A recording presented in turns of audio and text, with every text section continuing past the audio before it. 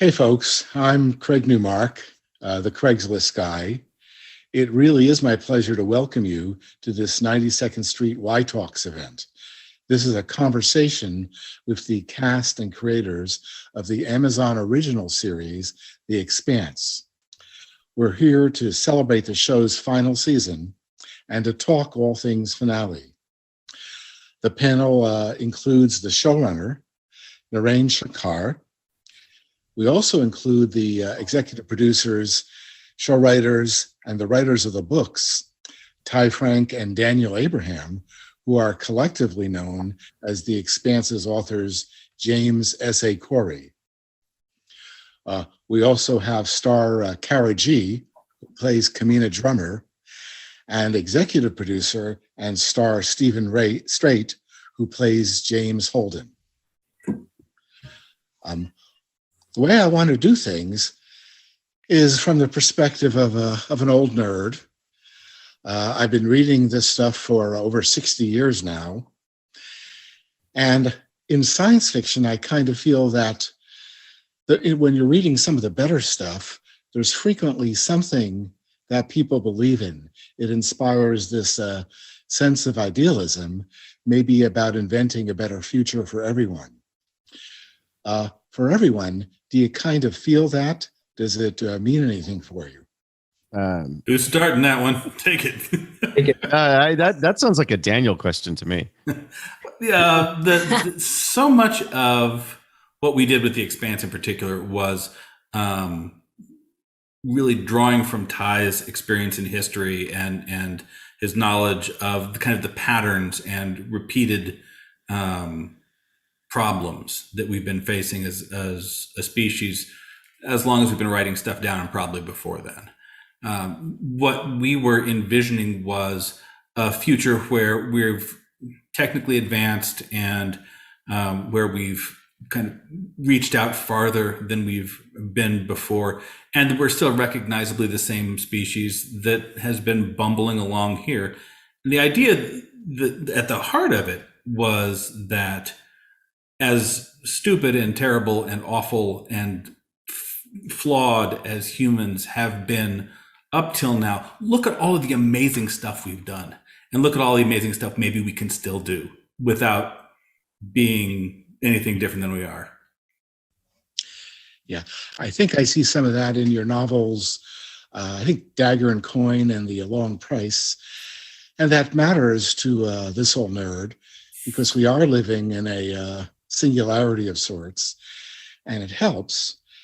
But for everyone, I guess, is there something about The Expanse that you've never been asked, but want to talk about? Ooh. I went first, guys. I'm off the hook. Everybody always asks me, is this character it's supposed to be some modern politician? You know, is that character a stand-in for Donald Trump? Is that character a stand-in for Bill Clinton? You know, is that, you know, whatever politician that person has a bugaboo about?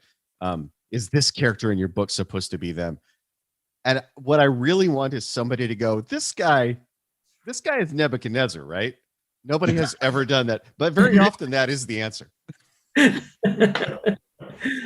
That's true. Whenever people ask me what character I'm playing, it is usually Nebuchadnezzar. Well, I am interested in, what were you guys most excited about the show, particularly this last season? Because I have watched the whole thing and read all the books for that matter. And I guess everything ends in a good way. I don't want to be too revealing in any way, but it ended satisfactorily in a way that other shows may not have. How did that come about? I'll tell you, I was most excited about actually getting season 6. Because in this day and age, that's not a given. But yeah, you know, we Ty and Daniel and I for years had talked about the different places we would potentially end this season if we didn't end the series, if we didn't get to go all the way to the very, very end. And this was the one that seemed like the natural, graceful, satisfying ending to the show that still had something left behind it. And so, you know, we did talk constantly this season about sticking the landing. It was Ty and Daniel's like, we must stick the landing. We must stick the landing. And so that was really, really paramount in our minds throughout. Yeah, and I have watched a lot of science fiction and read a lot of science fiction, and not everyone manages to do that. I do like the way that the unknown aliens were handled, and you'll forgive me if I keep wanting to call them Space Cthulhu. No, you wouldn't be the first one to do that. That'd be fine. For Kamina and Holden, have you guys learned to start speaking Belter? Has this become part of your lives now? Will you be able to stop speaking it? Oh man, I can only say the things that I said in the show, and I don't even think I could say them anymore. It's just it's definitely one of the challenges of this role is maintaining that consistent dialect, because we go so many months in between shooting, and it's not like normally when you're working with dialect in between shooting, you could watch a film or watch a newscast or listen to a podcast that someone speaking in that dialect, and of course that's not an option for this. So to stay so that it doesn't drift or morph over the many years that we've been shooting has been something that, you guys are talking stick the landing, I'm talking stick the dialect. Was so important to me to not let it drift, because that would be really easy to have happen. Yeah. Well, your character became very real and genuinely inspirational. I do expect to see more eye makeup, but in any case, that what you did became a real significant theme, and I think you just were recognized recently along those lines. Yeah. There's like a whole lot going on right now. There was just that lovely article that was like Performer of the Week, which was lovely. Also start production on Monday for the video game spinoff with Telltale and Deck Nine, and the story for that is so interesting. It's a whole Kamina Drummer backstory, and there's so many interesting ways that video story in the video game will, it's canon. It's all it all fits into the world, but there's lots of little Easter eggs and references to things that happen throughout the series that I think fans of the show will be really excited by. It's really neat. I'm really excited about it. Well, the show became very real in a lot of ways, and I have a lot of longing associated, say, with the title sequence, the opening. Mm-hmm. Most shows, let's say I've grown to skip them. When you're watching streaming, there's now often a button that allows you to pass on that, but I've not done that when it comes to The Expanse. Have you ever sung along? If I'm not mistaken, my Norwegian is weak. There is other Norwegian science fiction coming out, which I'm watching, but I'll spare you that. I'm only disturbed in seeing some of the aftermath, and apparently West Chatham has debearded himself, and he now seems awfully cheerful, and I really resent that. That's not. How young did Steven look when he shaved his beard off Oh, that X-ray thing? People are like, how much CGI did you have to use to de-age Steven? I'm like, no, he just looks like that. A razor, he shaves his beard off. a razor and a haircut. That was it. Yeah, he shaves his beard off and suddenly looks 12. It's amazing. Well, the character that Wes did was one of my favorite, because I had read The Churn, let's say a couple of years ago, and that small amount of text is some of the material that I've best read. I do recall, Stephen, as again you embedded yourself into the protomolecule device. I mean, how does it feel to be part of an ancient alien engine? It's a wild thing. I I have to say, it was probably the most surreal experience I had shooting the show over the last 7 years, was shooting that sequence.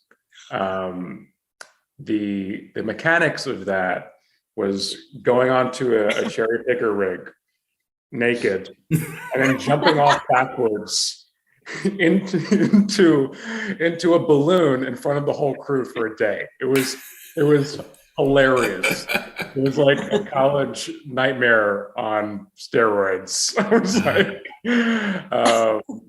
yeah, it was hilarious, but really interesting. Like I was actually really excited to kind of put that sequence together. We used this really amazing camera that was originally developed to watch bombs explode in slow motion and had this enormous light, and just the technical aspects and the kind of surreal of shooting that. Well, I'll always remember that.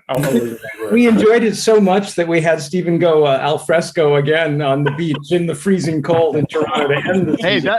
that one was Daniel's fault. That was my That fault. was Daniel going, you know what, Stephen? On this freezing beach, you know what'd be hilarious is if you were naked. In my defense, I was right. Right. Commitment, man. It's commitment right there. Yeah, I'm willing to commit you to many things. I was hoping at times that you would you would start speaking Klingon, but that might have been an excellent fit.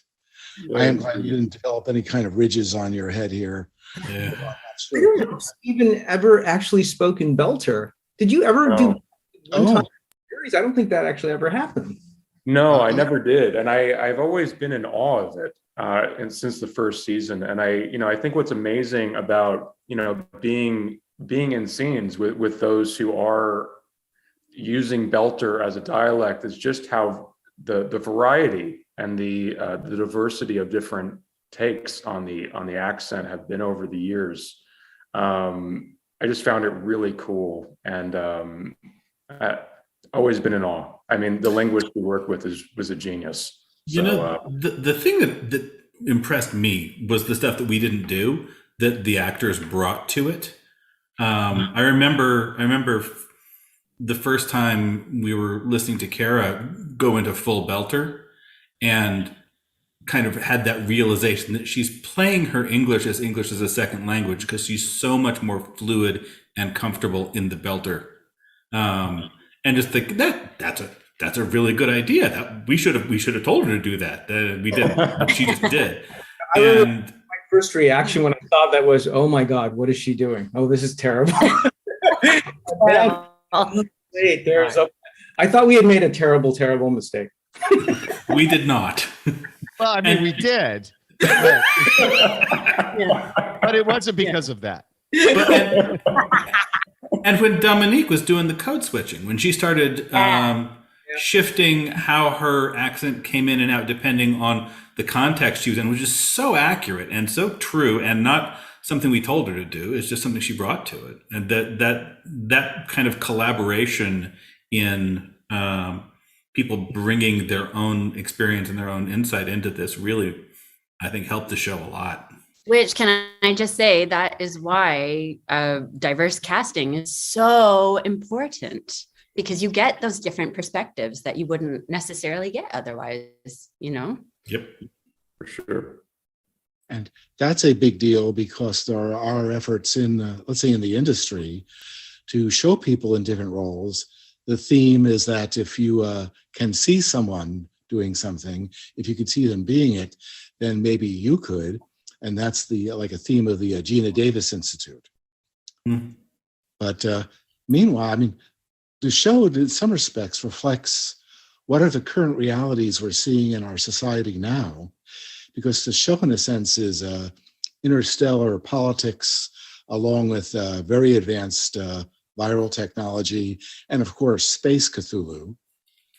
I mean, this may be a matter for the writers more, but what analogies are there in the show and in the books that reflect what's happening right now? So again, this is going back to that question nobody ever asked me, but I wish they would. Daniel and I don't ever sit and think about modern day stuff when we plot the books, and by extension, then later the TV show.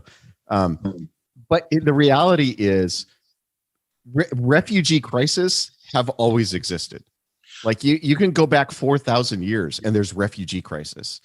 You can go back 4,000 years and there's racism and wealth inequality and all of those things. And so when we base our plots on, like, Alexander the Great, or, my favorite, Nebuchadnezzar, or, the Assyrians, when we base our plots on stuff that happened to those empires, it feels like basing your plot on stuff now, because in 4,000 years, humans haven't learned shit. We just keep doing the same stuff over and over and over again. And mostly, when Daniel and I talk plot, I'm always talking really, really deep historical stuff as the basis for it. And then when the book comes out, everybody's like, oh, they were talking about current politician X, whoever that is. Well, whoever the current guy is. And kind of the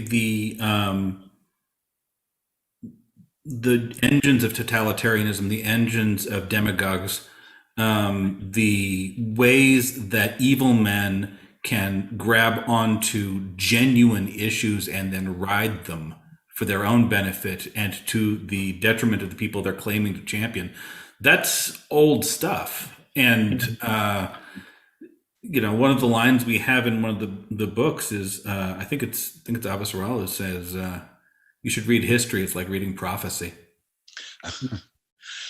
Yeah, there's the quote, people say now that history doesn't repeat, it rhymes.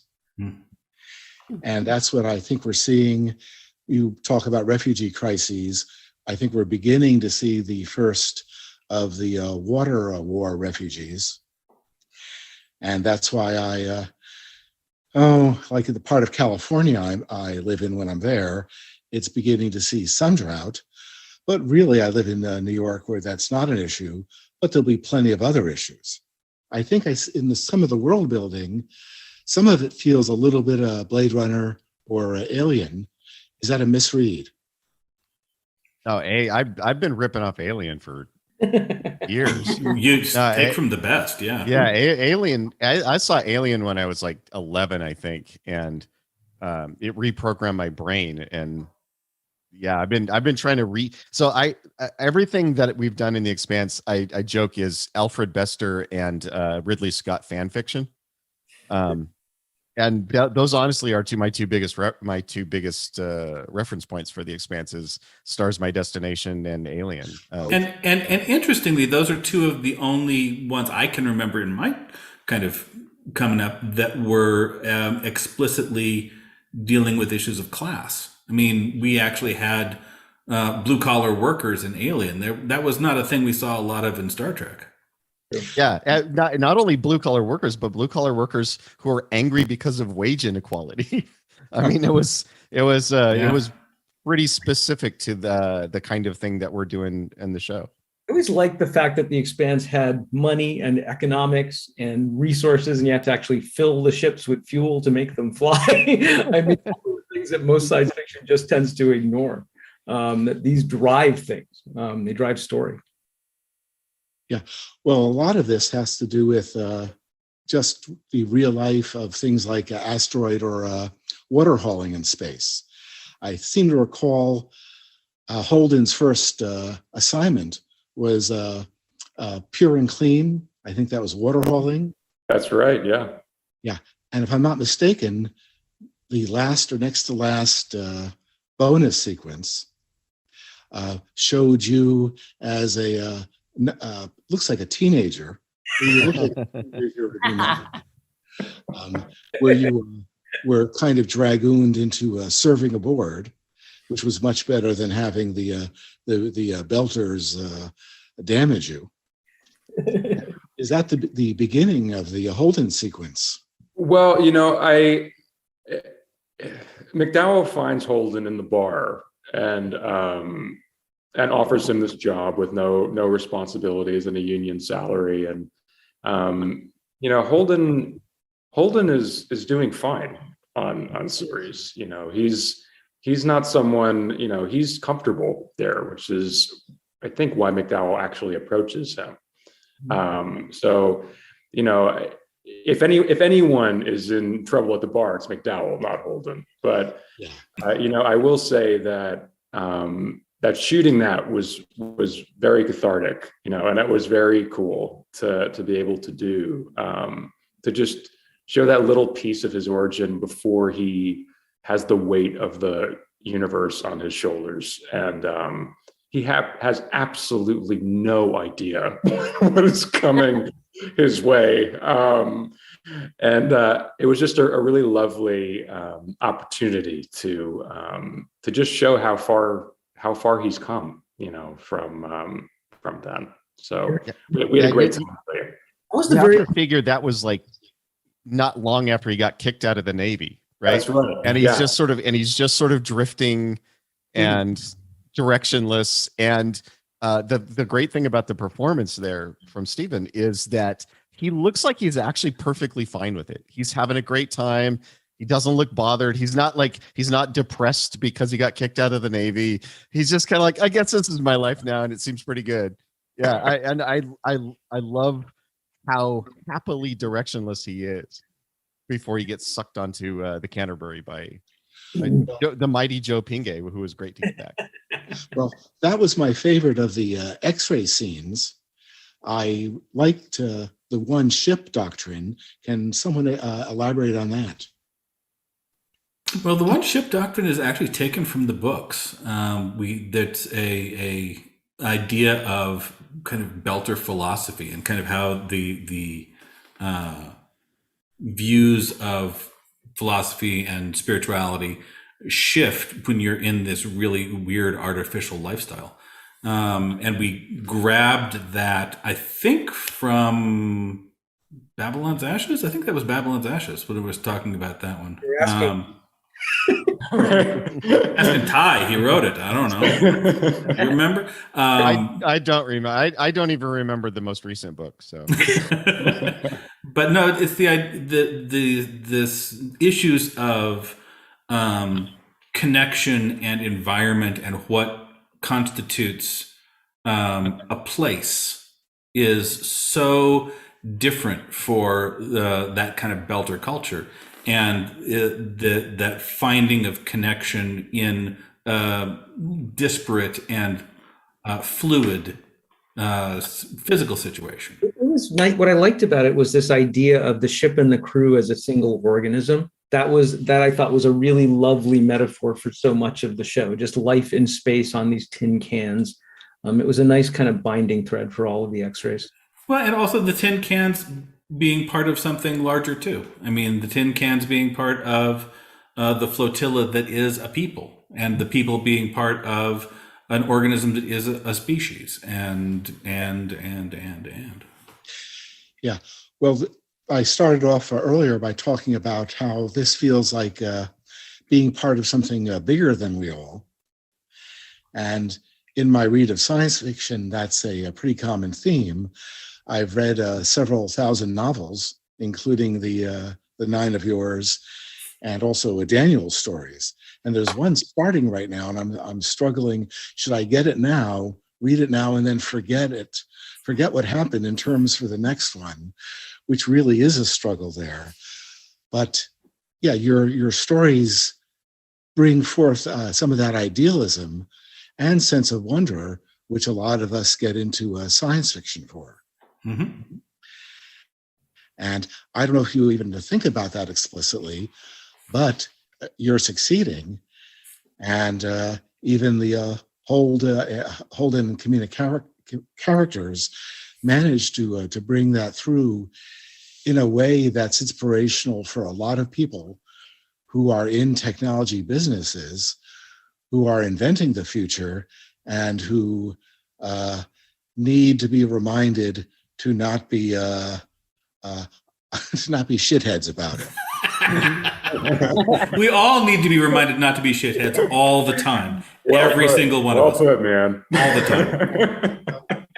Right now, if you're reading any of the technology stuff about the way Elon Musk or Peter Thiel may be operating, or Jeff Bezos, or anyone, and we all need these reminders that we are working with people, that we are serving people, a lot of people are doing better than the criticism in the press would suggest, but we all have to keep remembering and following through.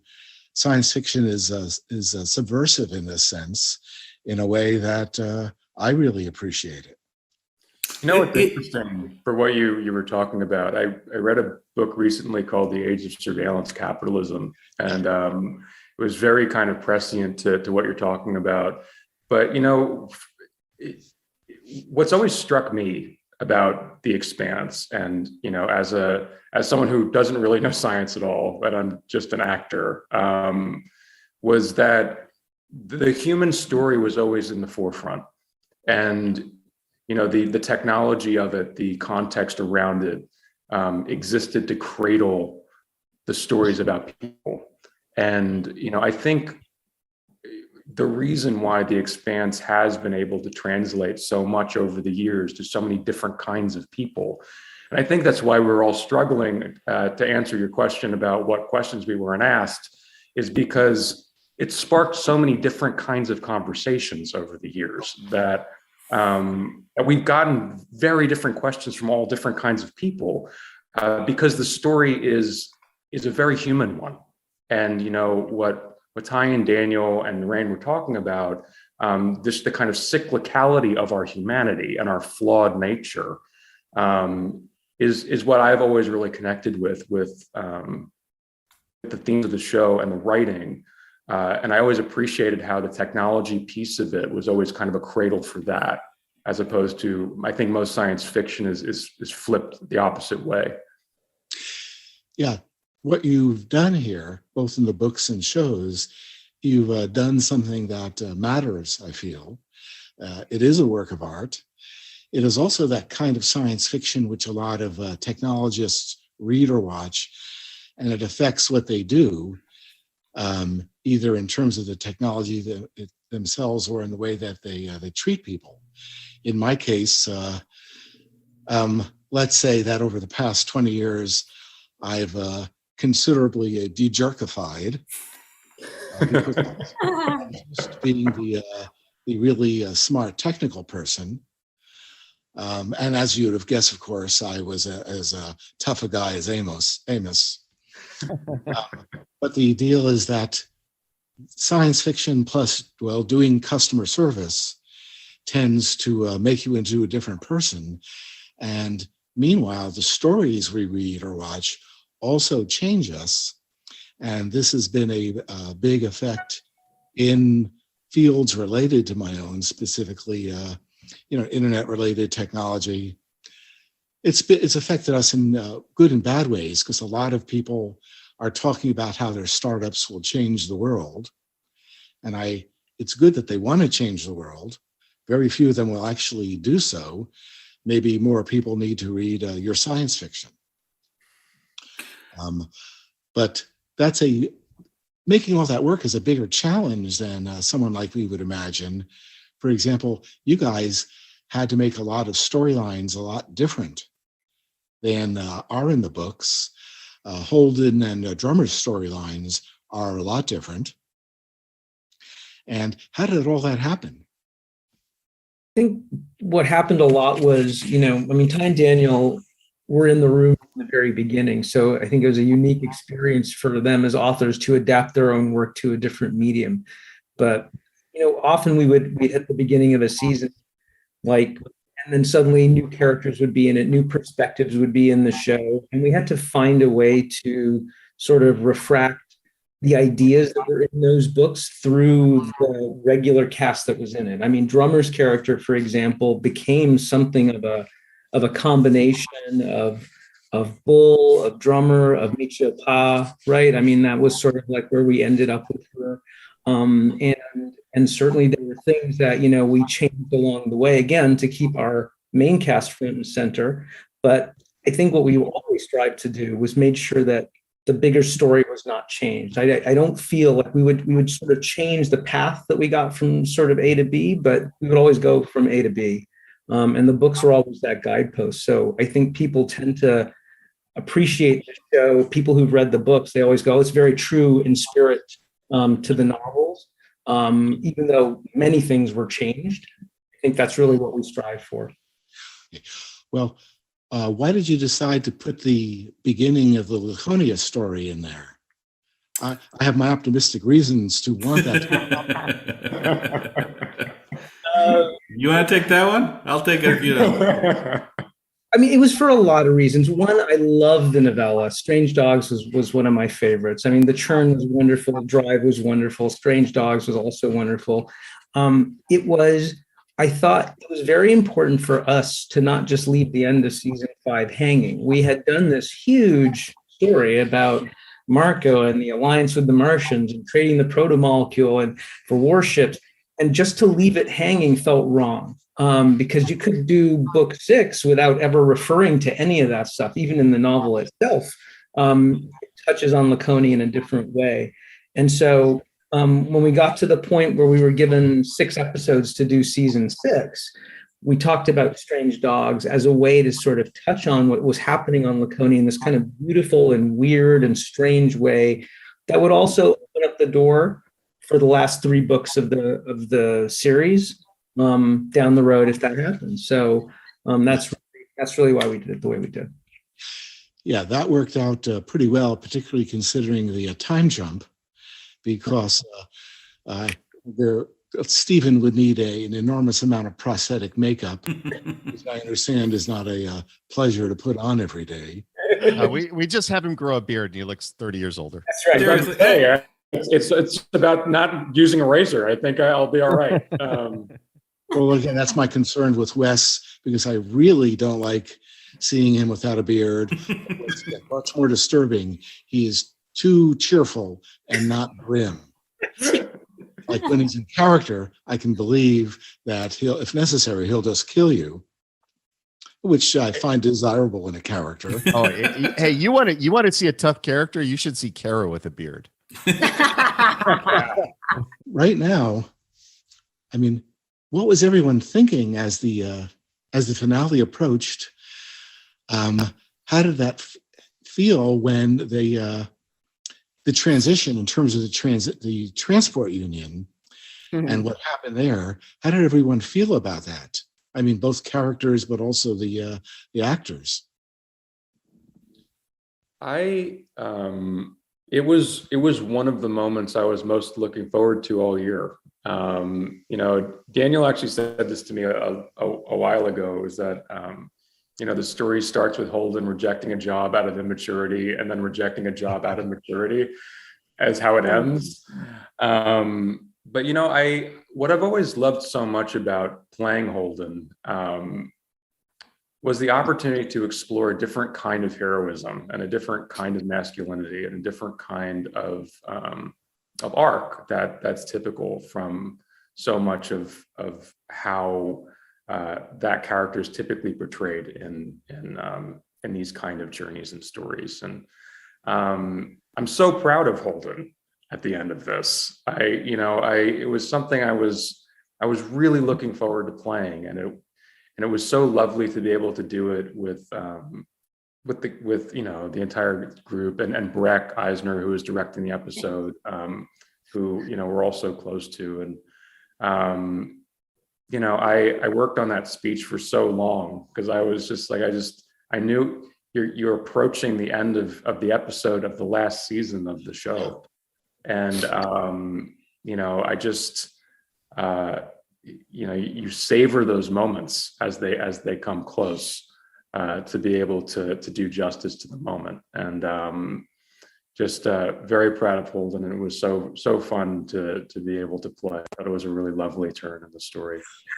Kara, how was that scene for you? It was extremely powerful for all of the story reasons.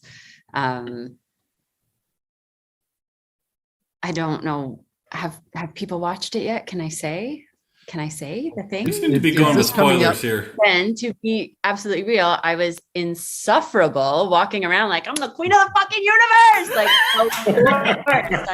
absolute worst. I feel like to have that moment, especially as an Indigenous woman, like talk about #land back, like we're talking about the whole universe back. And that never ever happens. So to get to, to represent that side of things, of course, was extremely powerful. It was really emotional. But also, just to share, that was the first time that we were all in a scene together. That's the only time that I'm in a scene with Wes. And Stephen and Shore and I had all of this really intense acting work to do. And we shot it overnight in Toronto City Hall. And all these assholes don't have any words to speak. So they're sitting there like having a party. And then when they call action, they're all like still. But in between things, they're like joking around and having the time of their lives and dancing. There's Sammer and Vanessa and Joe, everybody sitting in the front row. And we were all, Frankie and Tom, we were all so thrilled to be there together. And we had to like really focus to, not swept away in that party atmosphere of that being, such an epic scene. It was very powerful for all of the reasons. It was a joy. Okay. Well, Kara and Stephen, are these the way that you expected or hoped your characters would end, or at least in the finale? Yes, for sure. I loved. I've loved portraying Holden this whole time. I mean, his journey is just so vast and interesting, and this season was really such a it was a real joy. That final moment was one I was looking forward to. It was a highlight of the season, along with not blowing up Marco and Philip. I thought that was another moment that I was really looking forward to this year. It was such a lovely thing to be able to really come to the end of the line of where Holden has been going all these years, which is, he's really grown into this man that knows who he is and really is so firm in his ethical core, and lives up to the moment that the system needs him to be. And it's not an easy road for Holden all the way through. He has some pretty frustrating, some ugly moments over the years, but he always learns from them and he picks himself back up, and he arrives at this point. And it's just been an honor to be able to portray him all this time. Well, and if God willing, we ever do get to come back and tell the rest of the story, it's going to be one of those things where Ty and me and Narain sit around and say, okay, well, here's what the books were. What's this going to be? We always wind up recreating it. So hopefully, and being faithful to it. I think that's the dance, right? The translation. It's all about how you make the translation. Well, just because your character survives in the novels doesn't mean anything. Daniel and I took Frankie and her boyfriend out to dinner the first season that Frankie was on the show. I remember this. We went out to a steak place together, and Daniel and I got there early, and we were sitting going through the menu, and I realized there was a $1,800 Kobe steak on the menu. And Frankie and her boyfriend came in and sat down, and they were looking through the menu, and I said, I just want to say Daniel and I are paying for dinner. There is an $1,800 steak on the menu, and you should remember that we are the people who can kill your character. Aside from Bobby, one of my favorite characters is the protomolecule stealing robot, and I would like to hear more from him. And even I think he should have his own series. I have to say, one of the funniest things ever was shooting that, because the robot was a dancer in a bright blue leotard, head to toe, with a flat hat on. He was walking around like that, and going in there and acting totally terrified of him was fun. It was a fun day in that scene. But getting hit across the room is one of the funniest moments, I think. We based that robot on an undersea ROV that was used to repair fiber optic connections underwater. And I saw it in the IEEE Spectrum magazine. We started talking about that very early because it was such a complicated sequence that we were bringing to it.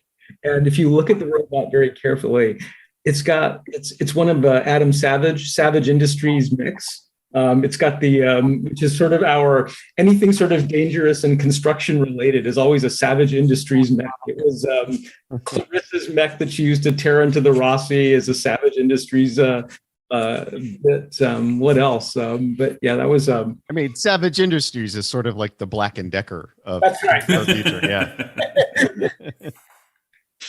Well, I think you're telling me, and not making a joke, that the robot wasn't real, and if so, I am terribly disappointed, because if it's not clear already, I'm a nerd of the 1950s. Plastic pocket protector, thick black glasses taped together, marginal social skills, and even now I'm only faking them, and that tends to start to fall apart after 90 minutes, and I get cranky at some point. I think you're acing your Turing test. I think you're doing great. You're killing it, man. You're killing it. By the way, I have to say, I always loved it when the robot picked up the little thing of protomolecule and held it over his head. It seems to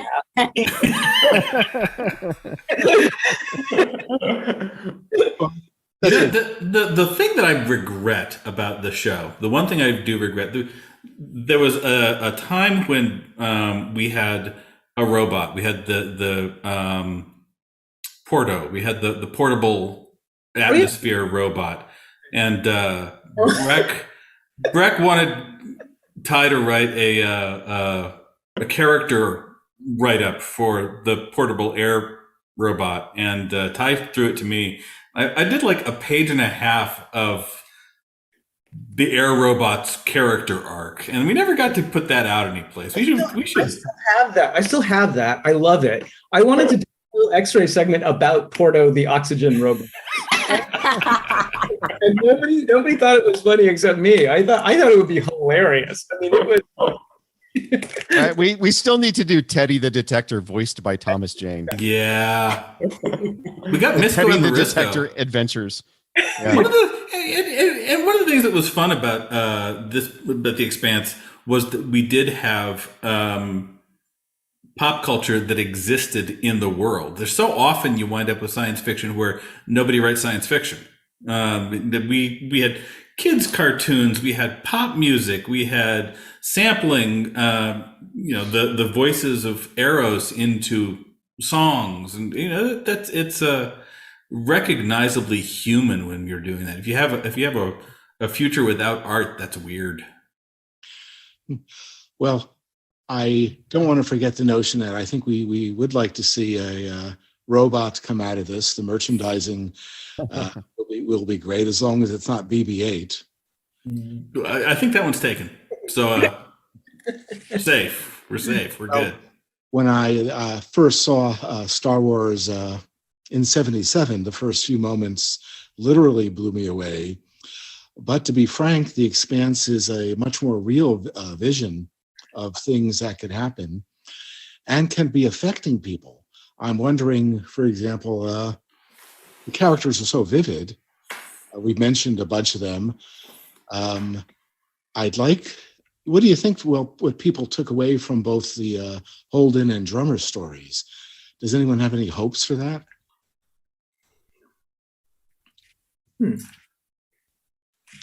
I mean, I think. I want Kara to answer that one. Yeah, she and I have had that conversation. Kara to answer too. Yeah, she and I have had that conversation about what Drummer means as Indigenous representation, and what her story ultimately says about how you handle Indigenous cultures. Oh my God. You and I have had that conversation, so I know you have things to say. Yeah. There's so much to say about that. That's definitely an essay question. I mean,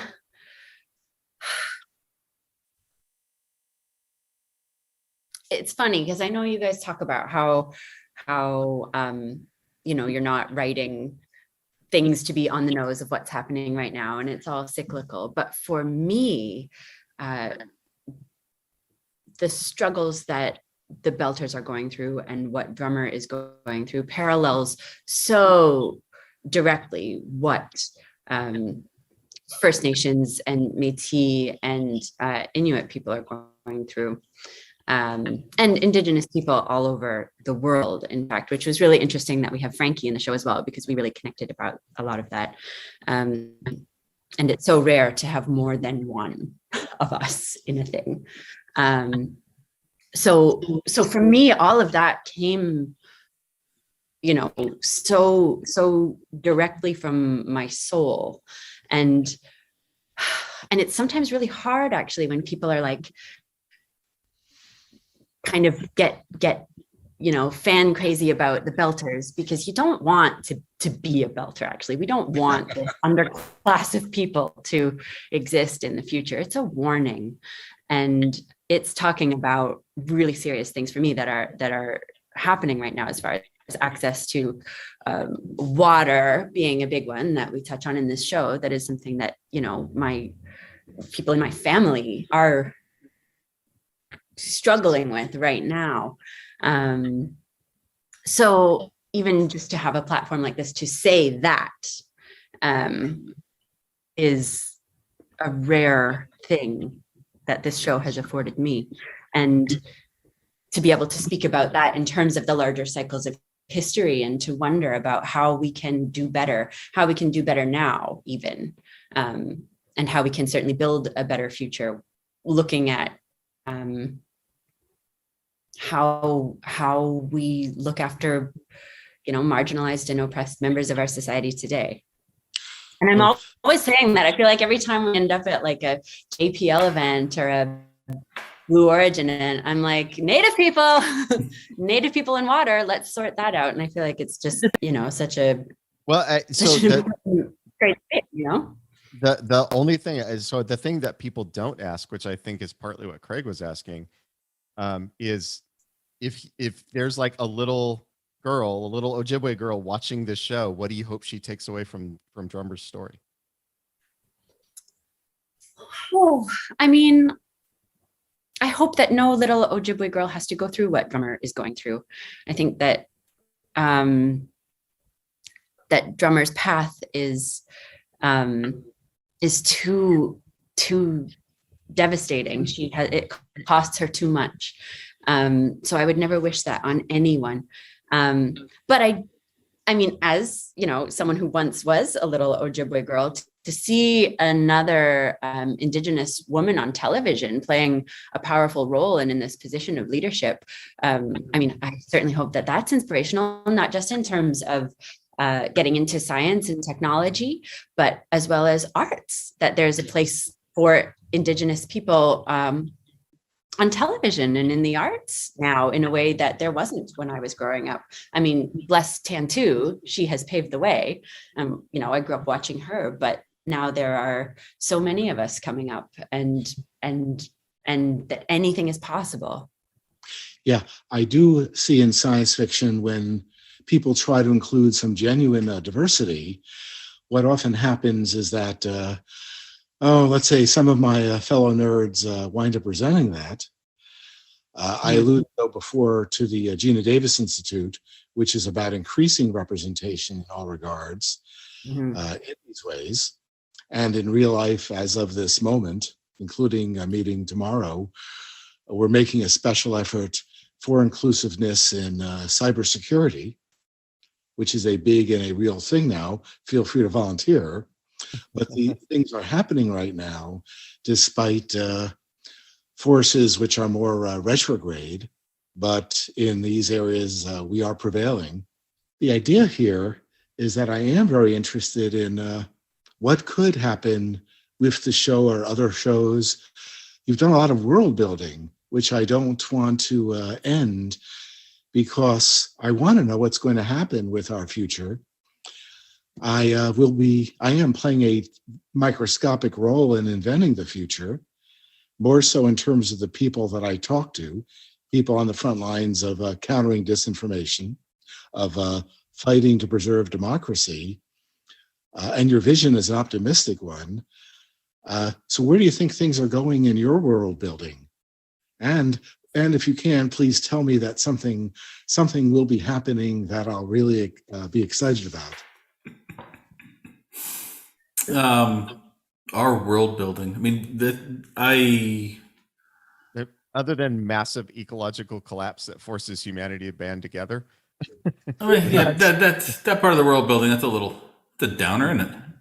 I mean, the as far as the world building that we did in the Expanse, and I mean, and at least as far as the books and novellas are done, the Expanse is done. I mean, Ty and I have taken it as far as we're going to take that story. That story is told. If we get to adapt the last 3 novels later on, that's going to be awesome. And I would totally be there for that. But there are other projects that Ty and I are working on, and there's other visions of the future and visions of issues within the future. That, if this inspired a bunch of people, I hope the next thing does too. I hope that, the threads of this that are humane are the ones that are the most sticky. I hope that's the ones that people take away from it. I hope we don't do the thing where it's like, oh my God, this is great. You can have an entire oppressed class of belters. We should do that. I hope that is not our legacy. I don't think it will be. Well, you guys together in all senses have this collective legacy. The books, world building, Daniel, again, I've allude to your other books, which I have read, and I'm still trying to decide if I should read the new ones now or wait for the rest of the trilogies to come out, because I forget what happens. But the deal is that this kind of art means something, because art means something in itself, but because of the unusual relationship between technologists and science fiction, this affects things in unpredictable ways.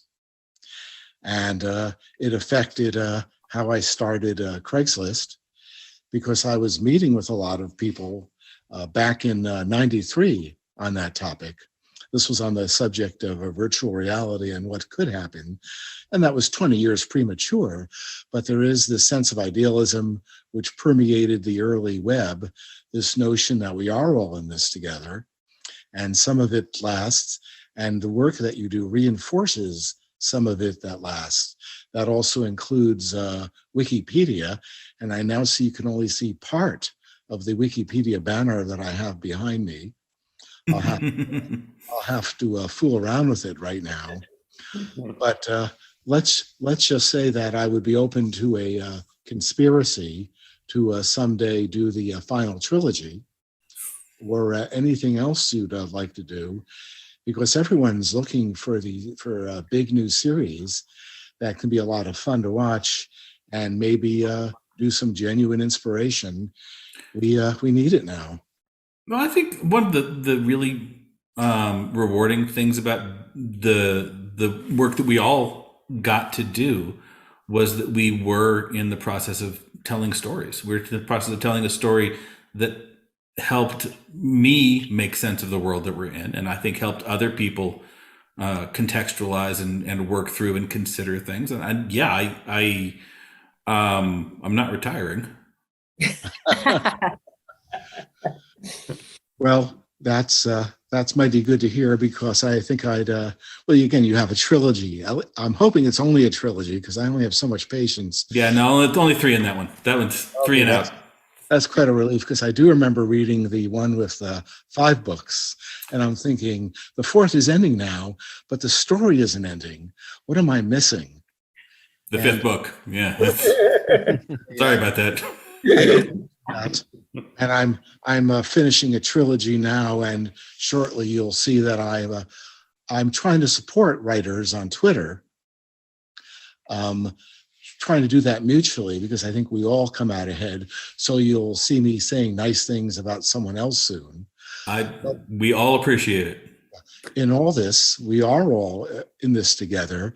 I know something about the business, having gone to a lot of conventions in the 80s.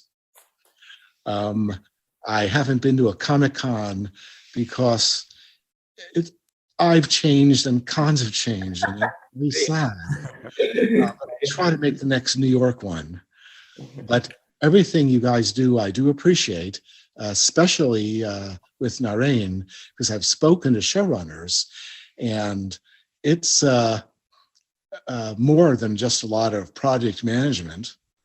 It's more than a lot of herding of cats. And you run in, I guess, the Expanse writer's room. And I'm hoping in some ways you guys keep that together on Twitter, because I think I would guess something good can happen out of that. So I really do appreciate everything going on. I want to see more from everyone. I think a couple of you guys have seen me at times on Twitter where I'm not pushing donors choose. I'm admonishing you guys to write more. And because I read pretty fast myself. Anyway, I really appreciate everyone showing up and joining us for this 92nd Street Y Talks event. Special thanks to everyone on the panel, Narain Shankar, Ty Frank, Daniel Abraham, Kara G, and Stephen Strait for everything that they've done. The final season, including the finale, is streaming by the time this panel will run. And I recommend it to anyone who has any interest in science fiction or just might want to see a good story and to see how the world, one vision of how the world might wind up. So thanks, folks. Thank you. Thank you, Ben. A lot. Thank you.